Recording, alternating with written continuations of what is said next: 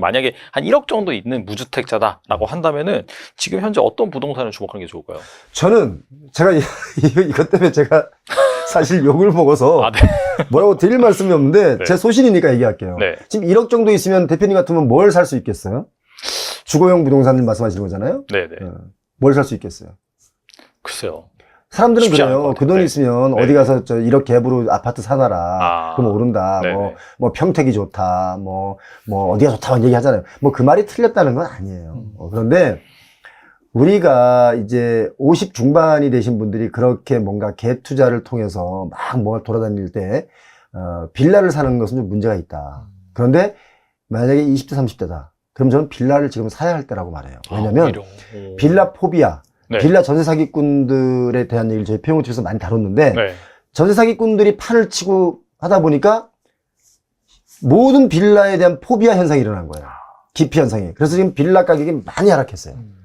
그리고 빌라를 지금도 기피해요. 자, 뭐예요? 오히려 그 빌라가 나중에 어차피 시간 지나면 개발돼서 아파트가 될 수 있고, 그렇죠. 네. 아파트로 개발이 안 된다 하더라도 또 새롭게 빌라를 지어서 잘 지어서 살아도 되는 거고. 꼭 아파트만이 내 인생의 목표는 아니지 않습니까? 그러니까 내가 돈이 좀 있는 사람이에요. 그러면 아파트를 목표로 가겠지만 그렇지 않은 또 다수의 사람들이 있잖아요. 그분들은 굳이 아파트값 쳐다보고 뭐 이렇게 한숨 짓는 게 아니라 오히려 좀 먼 미래를 내다보고 빌라를 사라. 단 빌라도 입지가 있어요. 그래서 빌라도 뭐 어떤 빌라를 사면 좋으냐라고 저한테 묻는 분들이 상당히 많은데 제가 하지 않는 행동 중에 하나가 어디에 뭘 사라 이걸 제가 행동 그런 거 하지 않아요. 근데 제가 대충 힌트를 드리면 우리 보통 지금 집값 얘기할 때 강남권 뭐 서초, 강남, 뭐 잠실, 뭐 용산 뭐 이런 얘기 하지 않습니까? 그러면 일자리가 가장 많은 지역이 어디냐면 사실 강남구가 일자리가 많아요. 뭐 여의도권도 있고 또 뭐 광화문권도 있고 있는데 그런 지역에 지하철을 타고 30분이면 갈 수 있는 거리. 요런 지역의 빌라 중에 낙후되어 있는 데가 어딘가. 밀집촌이 어딘가. 흔한 말로 쪼개기가 덜 돼 있는 데가 어딘가. 이런 데를 찾는 게 오히려 부동산 가치 상승적인 측면으로 보자면 그게 더 훨씬 가치가 있다. 내가 가진 적은 돈으로 할 수 있는 행동들이 바로 그게 아닌가. 근데 제가 이렇게 얘기했더니 사람들이 왜 빌라를 사라고 그러냐고 막 그러는데 그럼 뭘 사라 그럽니까? 가진 재산이 1억인 사람한테 네. 저 반포 아파트 사세요? 반포 아파트 사면 돈 많이 벌어요. 네. 압구정동 현대 아파트 사세요. 제가 그렇게 얘기를 해야 되겠어요? 말이 안 아니면 되죠. 네. 아니면 광교 아파트는 그래도 싸니까 사세요. 광교 아파트가 뭐가 쌉니까? 20억 넘어가는데.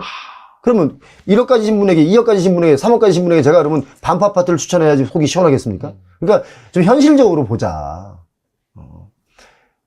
저도 제가 서울에 대학교를 왔을 때 제 스스로가 생각했던 것 중에 하나가 대학교 1학년 때 이게 다니면서 여기 아파트 서울에 이렇게 많은데 여기 내 거는 왜 하나도 없지? 그런 생각 많이 했죠.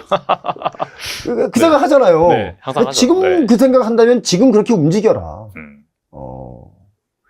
근데 조심해야 될 게 있다는 건 반드시 리스크는 설명해야 되니까. 리스크가 어떤 게 있냐면 30년이 지나도 40년이 지나도 개발이 안 되는 동네들이 있어요. 제가 대학교 1학년 때 경희대학교 앞에서 제가 자취를 하고 하숙을 하고 했었거든요. 제가 경희대학교 앞에 오랜만에 갔더니 어쩜 그렇게 하나도 안 변했냐? 하나도 안 변했어요. 근데 요즘 최근에 아파트가 이제 그 이문동 쪽으로 해서 좀 올라오긴 올라왔는데 그런데 만약에 제가 30년, 40년 전에 그 빌라를 샀어. 그럼 뭐 집가 상승분은 좀 먹었겠지만 그렇다고 대다수 뭐 이렇게 갑자기 뭐 확 변하는 그런 건 못 느껴봤을 거 아니에요. 그런 데는 조심해야 된다. 그러니까 지금까지 개발이 안 됐으면 앞으로 개발될 지역도 있겠지만 개발이 안 되는 지역들이 있다. 그래서 저는 어떻게 보냐면 좀 행정적으로 좀 게으른데 그런 네. 지역이 어디냐? 뭐 굳이 말씀 안 드려도 아마 본인들이 아마 판단하실 겁니다. 그런 지역은 빌라도 사지 마라. 그런 말씀 잘 드리고 싶습니다. 왜냐하면 자산가치 상승적인 측면에서만 얘기하자면 그렇습니다.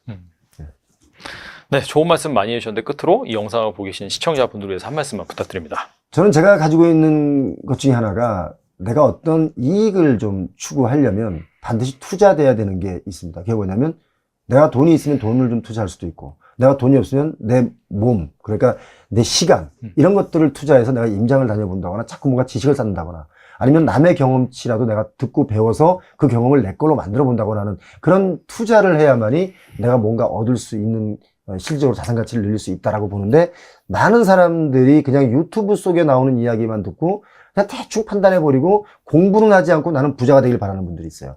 그래서 제가 한 가지, 정말 이거는 아이러니한 건데, 부동산 자산 가치적으로 부동산이 많으신 분들이 있어요. 아파트도 뭐 3주택 이상 4주택, 5주택도 있고 또 건물도 몇 개씩 갖고 있는 분들이 이상하게 공부를 많이 해요. 그분들은 분명히 갖추고 있거든요. 그런데 공부 안 해도 돼요. 그냥 그렇게 살아도 돼요. 지금 그냥 공부 안 하고 살아도. 자산 가치적인 측면에서만 보자면. 근데 그분들은 끊임없이 저에게 물어봅니다. 어디가 좋아요? 지금 어때요? 오피스 공실률 어때요? 오피스는 어디가 좋아요? 이런 걸 끊임없이 저한테 물어봅니다. 그분들 부자들이거든요. 그런데 그렇지 않은 분들은 그 공부 자체를 안 하고 그냥 나는 됐다 그러고 이러다 보면 이게 멀어지는 거예요. 제가 지난 시간에도 말씀드렸는데 그 표용호의 최소한의 부동산 공부라는 책도 불인을 위해서 쓴 책이거든요. 근데 불인이들이 안 보고 자산가들이 본다는 거예요. 그러니까 쉽게 얘기해서 서울대 수학과 교수님이 구구단 외우는 거예요. 미분적분 공부하는 거예요. 네네. 근데 구구단을 못 외우는 분들이 구구단을 안 외우고 있는 거잖아요. 그래서 저는 그게 답답하고, 그래서 부동산 시장에서 제가 말씀드린 건 뭔가 내가 자산 가치를 좀 상승시키고 뭔가 자산을 좀 획득하려면 투자를 해야 된다. 그것이 돈이 아니어도 내 시간, 내 몸, 내 모든 걸 투자를 해야 된다. 그 말씀을 제가 끝으로 남겨놓겠습니다.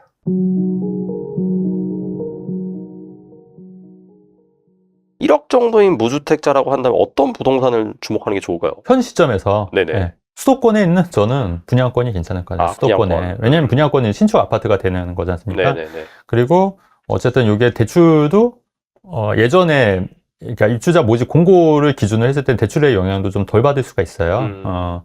왜냐면은 그 전에 이제 한 거기 때문에 대출의 규제도 덜 받을 수가 있는 거기 때문에. 그리고 이제 좀 뭐 전세 가격이 좀 많이 올라주면 생각보다 좀 돈이 적게 들어갈 수 있는 거고, 사실 수도권의 분양권은 아직 신축 아파트 이런 거는 아직 분양가가 이렇게 저렴한 것들이 있고, 그다음에 제 생각은 그래요. 그 앞으로 건축비나 자재비나 땅값 이런 게 오르기 때문에 이런 수도권의 분양권은 사실 2년 전, 3년 전에 가격이 이미 형성된 거지 않습니까? 근데 지금이랑 그때랑 또 다른 거예요. 2, 3년 동안. 왜냐면 가격이 많이 올랐고 분양가도 더 오를 여지가 있다고 보기 때문에 지금이 저는 현 시점에서는 제일 좀 저렴하지 않을까.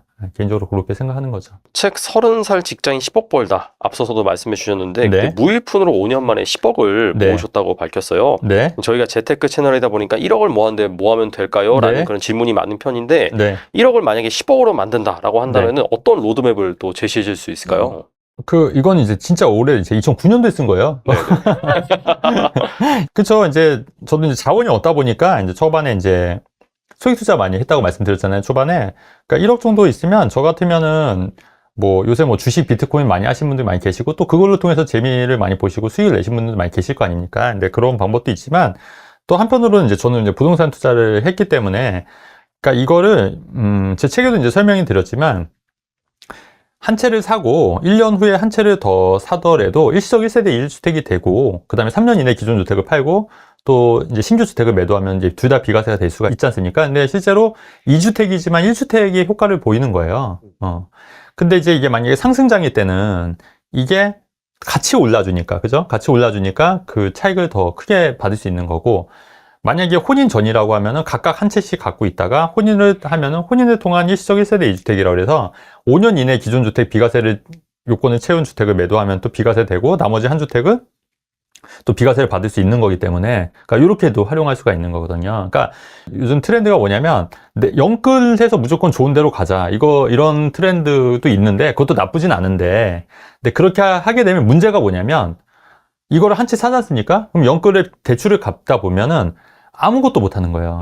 그냥 대출 갚다 끝나는 거예요. 그냥 네네. 5년이고 10년이고. 그러면은 그 와중에 좋은 기회들이 많이 올 수 있어요. 그게 꼭 부동산이 아니더라도 주식이나 비트코인 뭐 있을 수 있지 않습니까? 근데 그런 기회들을 다 놓치는 거예요. 왜냐면 이자 내는데 급급하니까. 근데 이제 그렇게 하지 마시고 내 자본을 가지고 소액 투자로 이게 조금씩 불리다 보면은 그걸로 해서 또 자산 증식이 가능할 수 있거든요. 그래서 이거는 물론 이제 공부를 많이 해야 되고, 진천에 예를 들어서 뭐 결혼 전이었으면 하나씩만 사놓고 이거 이제 좀 2년 있다가 비과세로 처분해서 또 그거 한 대 모아서 또 굴리고, 그러면 사실 돈이 많이 들어가지 않았기 때문에 사실 또 그동안 또 저축도 많이 했을 거 아닙니까? 그러면 그 돈 합쳐서 또 굴리고, 그러니까 이런 식으로 소액 투자로 계속 돈을 굴릴 수 있다는 얘기예요.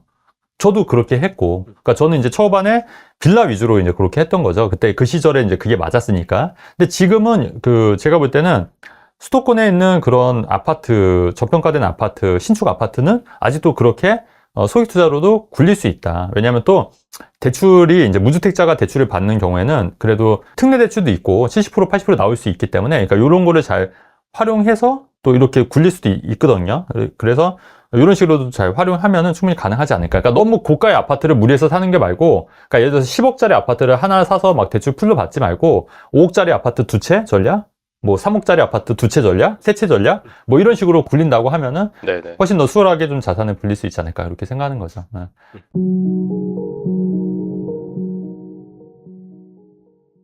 목돈 1억 정도 있는 상황에서 서울과 지방에서 각각 어떻게 활용할 수 있을지 좀 궁금합니다. 수도권에서 1억으로 할 수 있는 것과 지방에서 1억으로 주목해야 될 부동산에 대한 조언을 해주시면 좋을 것 같아요. 지금 1억으로 할 게 없고요. 예. 제가 1999년도에 1억으로 했어요. 25년 전에. 근데 지금 1억으로 만약에 어떤 상품이 있다면 그 상품 매우 안 좋은 상품입니다.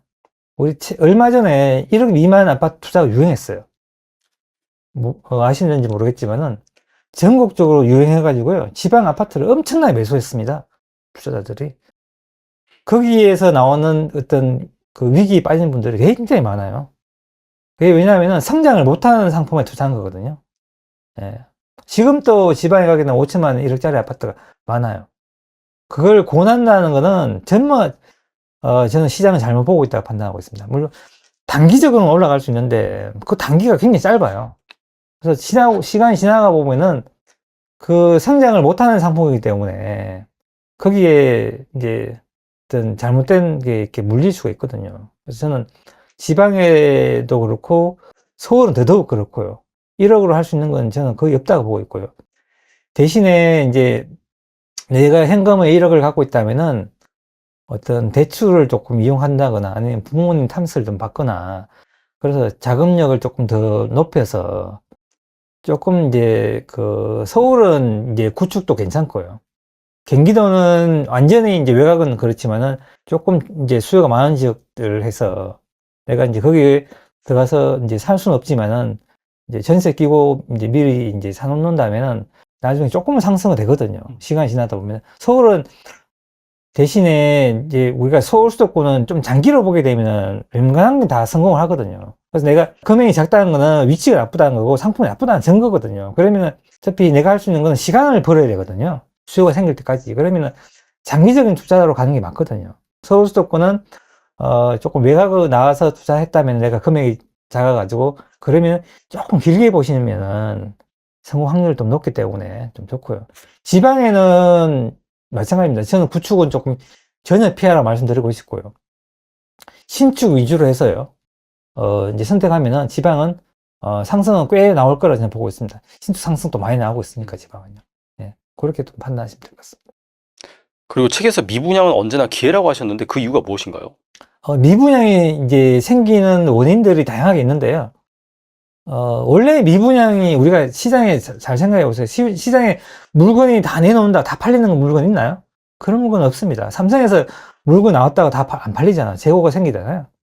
그래서 주택은 더 해요. 왜냐하면은 시장이 원하지 않는 곳에 공급하게 되면 거기 남죠, 당연히. 나는 강남에 살고 싶은데 강북에 지어놓으면 그 강남 수요가 강북 안 가거든요.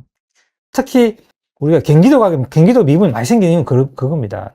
넓은 지역에 어떤 특정한 지역에 공급하게 되면은 여기에 내가 살 수 없는 환경인데 출퇴근 너무 멀잖아요. 그러면 못 살잖아요. 그럼 미분양 생기거든요.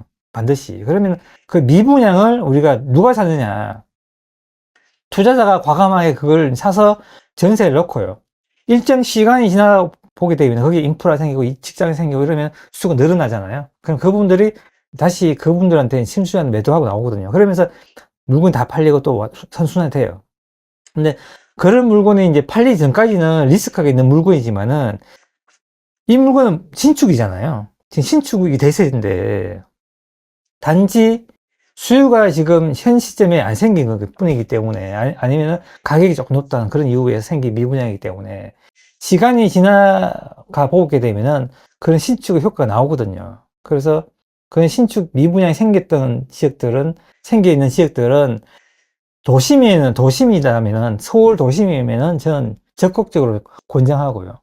지방에 있는 미분양도 도심에는 괜찮고요.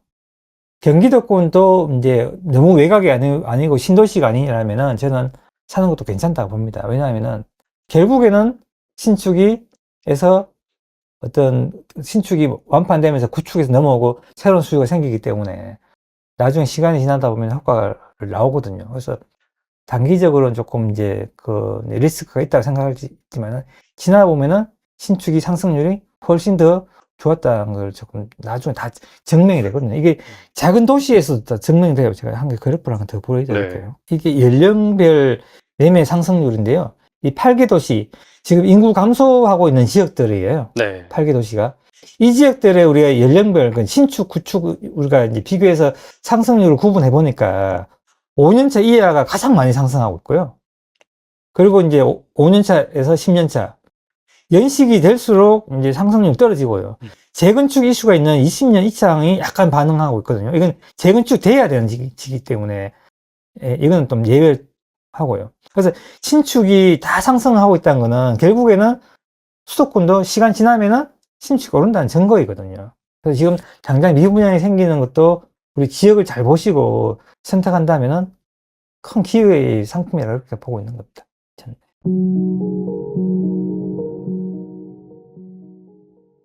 1억 정도 있는 무주택자다라고 한다면은 요즘에 어떤 부동산을 주목하면 좋을까요?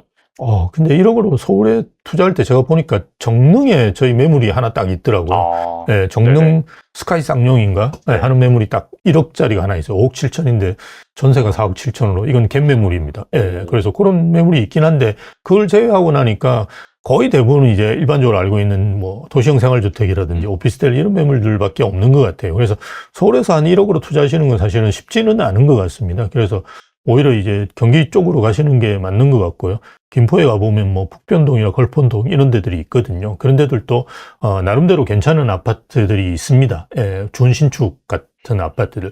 그런 아파트들 같은 경우 아무래도 살기가 좋다 보니까 전세가 좀 높은 편이에요. 그래서 1억에 투자하실 수도 있는 부분도 꽤 있고요.